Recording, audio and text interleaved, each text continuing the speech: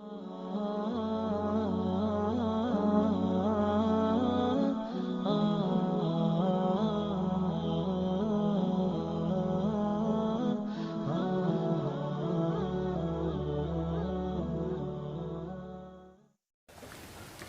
و نصلی علی رسولہ الکریم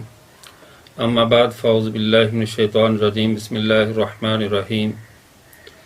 معزز سامعین، آج 17 اپریل اور جمعہ المبارک کا دن ہے،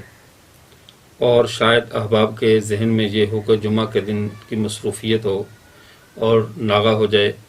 تو ہم نے مناسب یہ سمجھا کہ جمعے کے دن کا ناغہ بھی نہ ہو اور سبق بھی ہو جائے، چونکہ اصول حدیث میں جو تیسری فصل ہے جس کے بارے میں آج ہم پڑھیں گے اور یہ 7واں سبق ہے ہمارا، تو اس میں بنیادی چیز یہ ہے کہ یہ چونکہ مختصر فصل تھی اور آسان تھی، اور مناسب یہ جانا کہ ناغہ بھی نہ ہو اور سبق بھی ہو جائے، اور آج یہ تیسری فصل ہم مکمل کر لیں۔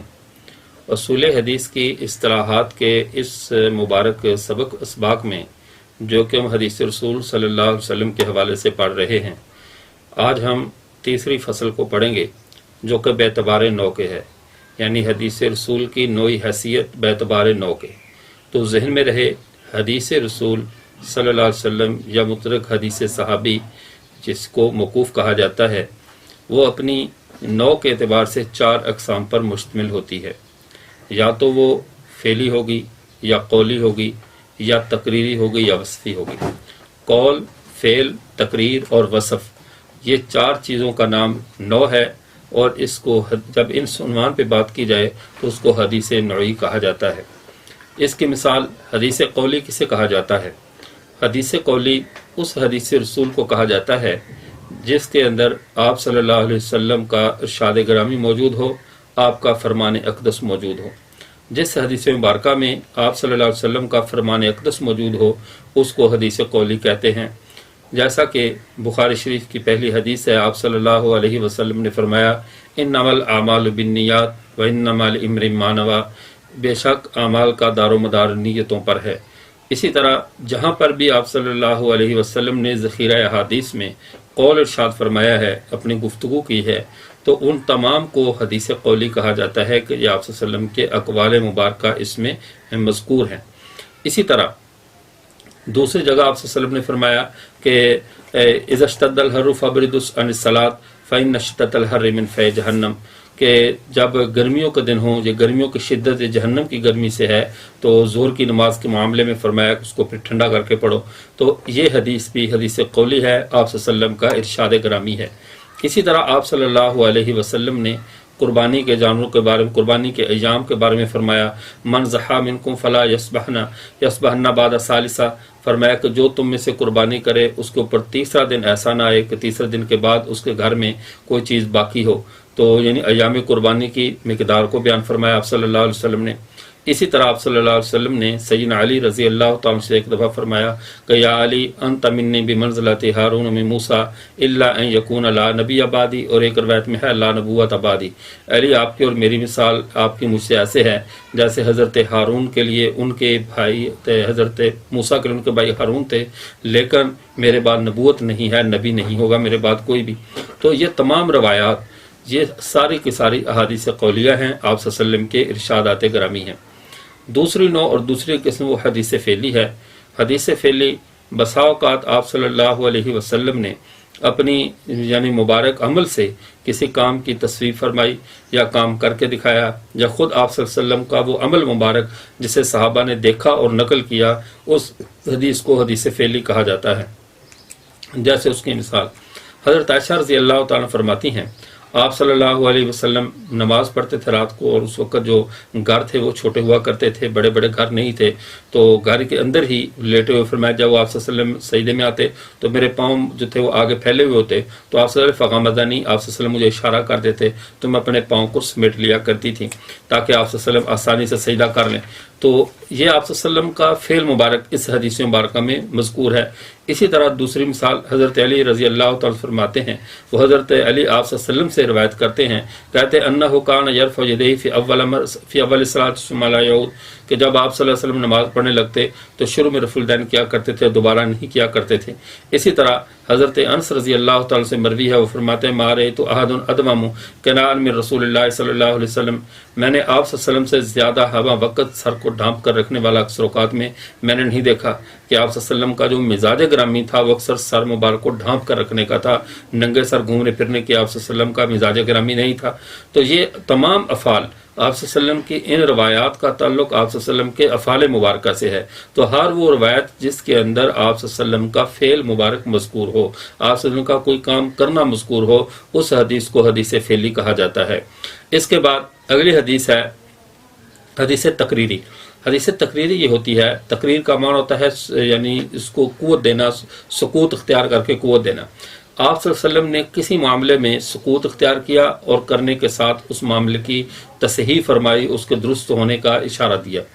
تقریر انبیاء یعنی نبی کا کسی معاملے میں خاموش رہنا، معاملہ آپ صلی اللہ علیہ وسلم کے سامنے پیش ہوا اور آپ صلی اللہ علیہ وسلم اس پر خاموش رہے، چونکہ نبوت کا مزاج ایسا ہوتا ہے، نبی وہ ہستی ہوتی ہے جو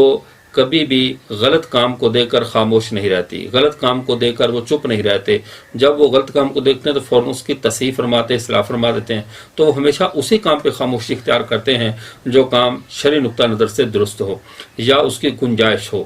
آپ صلی اللہ علیہ وسلم کے سامنے ایک معاملہ پیش آیا، حضرات صحابہ کرام رضوان اللہ تعالیٰ علیہم اجمعین کو آپ صلی اللہ علیہ وسلم نے فرمایا کہ سارے اثر لا یصلی احد العصر الا فی بنی قریظہ، تم میں سے سب لوگ بنو قریظہ میں جا کر نماز عصر ادا کرنا، اس سے پہلے کوئی بھی نماز عصر ادا نہ کرے۔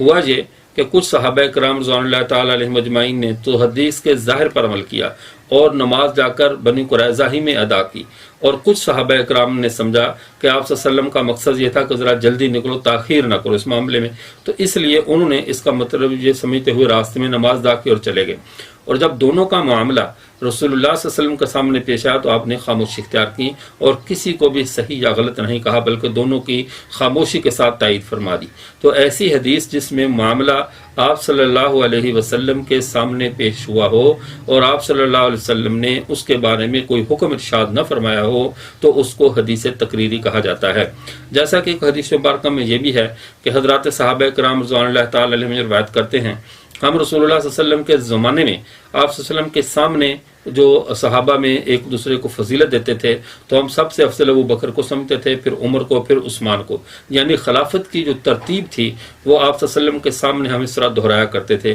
لیکن آپ صلی اللہ علیہ وسلم نے کبھی بھی کسی کی نہ تردید فرمائی نہ تصویب خاموشی اختیار فرمائی۔ تو آپ کا یہ سکوت اس بات کی دلیل تھا کہ شریعت کی نظر میں یہ بات درست ہے کہ پہلے ابو بکر ہیں، پھر عمر ہیں، پھر عثمان غنی رضی اللہ تعالیٰ عنہ ہیں۔ تو آپ صلی اللہ علیہ وسلم کا کسی کام کو دیکھ کر خاموشی اختیار کرنا یہ حدیث تقریری کہلواتا ہے۔ اب اس کے بعد ہے حدیث وصفی۔ حدیث وصفی یہ ہوتی ہے جس میں آپ صلی اللہ علیہ وسلم کے اوصاف مبارکہ مذکور ہوں، آپ صلی اللہ علیہ وسلم کے کسی مبارک وصف کا تذکرہ ہو، چاہے وہ آپ صلی اللہ علیہ وسلم کی گفتگو کا انداز ہو، آپ صلی اللہ علیہ وسلم کے چلنے کا انداز ہو، کھانے پینے کا انداز ہو، دوستوں سے اٹھنے بیٹھنے اور گپ شپ کا انداز ہو، جس معاملے میں بھی آپ صلی اللہ علیہ وسلم کی کسی ذات اقدس کی خصوصیت کا تذکرہ کیا جائے، آپ کے کسی وصف کا تذکرہ کیا جائے، ایسے حدیث کو حدیث وصفی کہتے ہیں۔ جیسے حضرت ابن عباس رضی اللہ عنہ فرماتے ہیں کہ میں کان نبی صلی اللہ علیہ وسلم افلج السنتین، کان رسول افلج السنتین، آپ صلی اللہ علیہ وسلم کے دانت مبارک کھلے کھلے، تھوڑے سے کشادہ دانت مبارک کشادہ تھے، تو جب اذا تکلم، جب آپ گفتگو کرتے، رویا کا نور الذی یخرج من بین الثنایا، فرمایا کہ جب آپ سے گفتگو کرتے تو آپ کے مبارک دانتوں سے نور نکلتا ہوا محسوس ہوتا تھا، روشنی نکلتی ہوئی محسوس ہوتی تھی، تو اس میں آپ صلی اللہ علیہ وسلم کے وصف کا تذکرہ ہے۔ اس طرح حضرت براء بن عازب رضی اللہ تعالیٰ فرماتے ہیں کہ آپ صلی اللہ علیہ وسلم میان قد کے تھے، وقد رأیتہ فی حلۃ حمراء، میں نے آپ صلی اللہ علیہ وسلم کو سرخ جبے میں دیکھا، ما رأیت شیئا احسن منہ، میں نے دنیا میں ان سے بڑھ کر کوئی حسین چیز نہیں دیکھی، کسی حسین کو نہیں دیکھا جو ہمارے نبی صلی اللہ علیہ وسلم سے بڑھ کر حسین و جمیل ہو۔ تو یہ سرخ رنگ کا جبہ پہن کر آپ صلی اللہ علیہ وسلم نے اس میں یہ آپ کا وصف ہے، آپ کا سرخ رنگ کا جبہ پہنا اور صحابی کا آپ صلی اللہ علیہ وسلم کے وصف کی تعریف کرنا، یہ حدیث وصفی ہے۔ تو یہ بات ذہن میں رکھے کہ سرخ رنگ کا اگر اس میں کوئی اور رنگ کی مکسنگ ہو اور رنگ کی اس میں ملاوٹ ہو تو اس کا پہننا جو ہے وہ جائز ہے، اور خالص سرخ رنگ پہنا مردوں کے لیے جو ہے وہ جائز نہیں ہے، کیونکہ یہ عورتوں کا لباس ہے، عورتوں کے لیے، اور اس کے اور بھی احکامات موجود ہیں۔ تو اس لیے لیکن بطور وردی کے اس کا استعمال کرنا وہ جائز ہے. جیسے اہل السلام والے حضرات ہیں، ان کی باقاعدہ وردی سرخ رنگ کی قمیض اور سفید رنگ کا جو ہے وہ پاجامہ وہ استعمال کرتے ہیں، تو یہ ایک لباس ہے، بطور وردی کے وہ اس کو استعمال کرتے ہیں. تو اسی طرح ایک حدیث وصفی یہ ہے کہ حضرت جابر بن عبداللہ رضی اللہ عنہ فرماتے ہیں کہ آپ صلی اللہ علیہ وسلم میں داخل نبی صلی اللہ علیہ وسلم مکہ عام الفتح وعلیہ امامۃ السودا، آپ صلی اللہ علیہ وسلم فتح والے سال مکہ میں داخل ہوئے اور آپ کے سر اقدس پہ سیاہ رنگ کی پگڑی تھی، سیاہ رنگ کی پگڑی آپ نے پہنی ہوئی تھی. تو آپ صلی اللہ علیہ وسلم کی اس پگڑی کا تذکرہ کہ ہم نے کس رنگ کی پہنی ہوئی تھی، یہ حدیث وصفی ہے. تو نو کے اعتبار سے جو تیسری فصل حدیث میں نو کے اعتبار سے ہے، نو کے اعتبار سے حدیث کی 4 قسمیں ہیں: قولی، فعلی، تقریری اور وصفی. قولی جس کے اندر آپ صلی اللہ علیہ وسلم کے ارشادات کا تذکرہ ہو، کوئی قول مذکور ہو. فعلی جس میں آپ صلی اللہ علیہ وسلم کا فعل مبارک مذکور ہو. اور